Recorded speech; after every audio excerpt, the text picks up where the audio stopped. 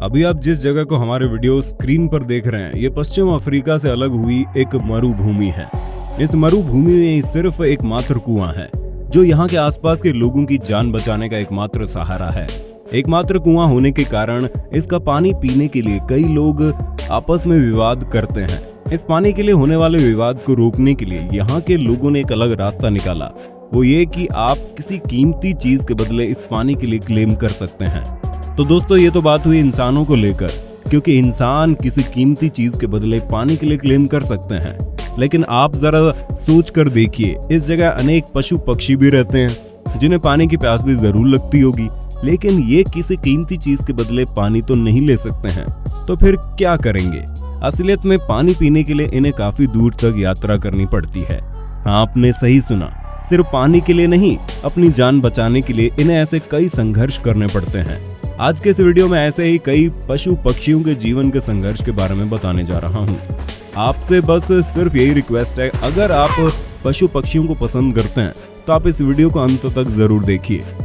भारत के उत्तर में एक ऐसी प्रजाति की गिलहरी पाई जाती है जो एक पेड़ से दूसरे पेड़ पर ग्लाइड कर सकती है। ये गिलहरी ज्यादातर पक्षियों के घोंसलों पर आक्रमण करके उनके अंडे खा जाती है और इस प्रकार वो अपना जीवन व्यतीत करती है। इन प्रजाति की गिलहरियों से अपने अंडों को बचाने के लिए पक्षी घोंसलों पर सांप की खाल को रखते हैं, जिसकी वजह से गिलहरी पक्षी के घोंसले को सांप का घोंसला समझकर उससे दूर रहती है। पक्षी का घोंसला तो हम सब ने देखा ही होगा कि आपको पता है घोंसला बनाने के लिए पक्षियों को कितना संघर्ष करना पड़ता है। इस बात को सुनकर आप थोड़ा चौंक जाएंगे और कहेंगे घोंसला तो घास, पेड़ की सूखी डाल और हमारी फेंकी हुई चीजों से तैयार होता है, और ये चीजें तो पक्षी आसानी से इकट्ठा भी कर लेते हैं, और फिर उसके लिए संघर्ष कैसा? आपकी बात पूरी तरह से ठीक नहीं है। दरअसल पक्षी अपना घोंसला घास, सूखे पत्ते, पेड़ की डाल से तैयार कर लेते हैं, लेकिन क्या आपको पता है घोंसला बनाने के लिए उन्हें एक और चीज की जरूरत होती है, वो है वूल। जी हाँ, आपने बिल्कुल सही सुना, पक्षियों को घोंसला बनाने के लिए वूल की जरूरत पड़ती है।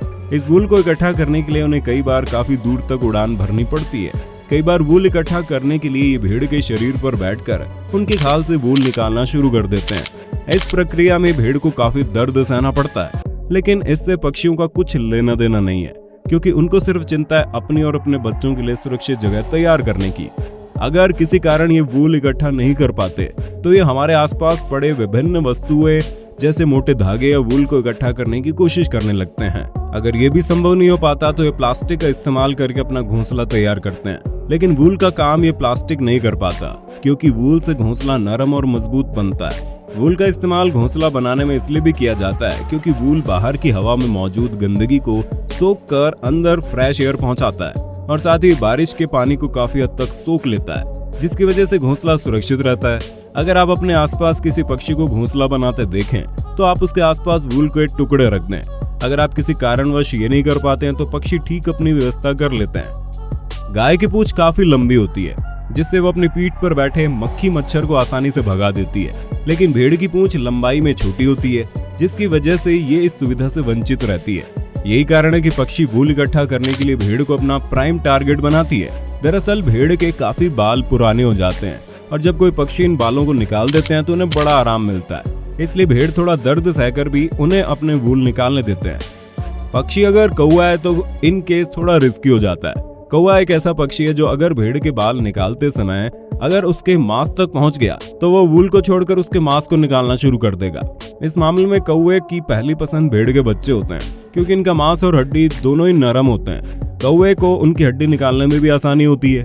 कई बार कौवा भेड़ के बच्चों की आंखों और जीभ पर आक्रमण करके उन्हें घायल कर देते हैं। यहाँ तक कि कौवा किसी शोरूम के बाहर रखे डमी के सिंथेटिक बाल भी चुराने की कोशिश करते हैं। ये सिंथेटिक बाल उनके बच्चों के लिए काफी हानिकारक होते हैं, क्योंकि ये सिंथेटिक बाल उनके बच्चों के पैरों और गले में फंसकर उन्हें नुकसान पहुंचा सकते हैं। इस तरह से देखा जाए तो ये पक्षी कभी भी इंसान के बालों का इस्तेमाल घोंसला बनाने के लिए नहीं करते, क्योंकि ये बाल भी सिंथेटिक बालों की तरह काफी मजबूत होते हैं।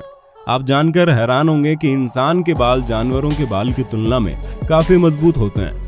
महिलाओं का एक मुट्ठी बाल 12 टन वजन उठा सकता है। आप जानकर हैरान होंगे कि बंदर इंसानों के बाल का इस्तेमाल अपने दांत साफ करने के लिए करते हैं। अफ्रीका में एक विशेष प्रजाति का बंदर पाया जाता है, जिन्हें हम बबून के नाम से जानते हैं। ये इंसानों के बाल को ज्यादा पसंद नहीं करते। आपको बताना चाहेंगे बबून का बिहेवियर काफी अलग होता है। अफ्रीका में लोग जब घूमने जाते हैं तो वो बबून को देखकर उन्हें खाना देने लगते हैं, इसलिए इन्हें ये लगता है कि इंसान इन्हें खाना देने के लिए लायबल हैं और ये इंसानों को देखकर उनसे खाना देने की जिद करते हैं।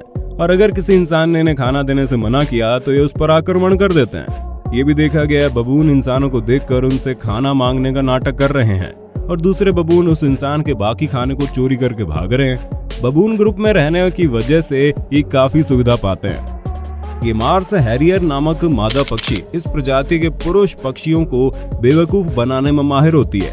ये पक्षी शिकार न करके पुरुष पक्षी से खाना चुराकर अपने बच्चों को पालन पोषण करती है। दरअसल ये पक्षी किसी पुरुष हैरियर को शिकार करता हुआ देख उसके पास जाकर रोमांस करने का नाटक करती है, जिसकी वजह से पुरुष हैरियर खुश हो जाता है और अपना खाना उसे दे देता है।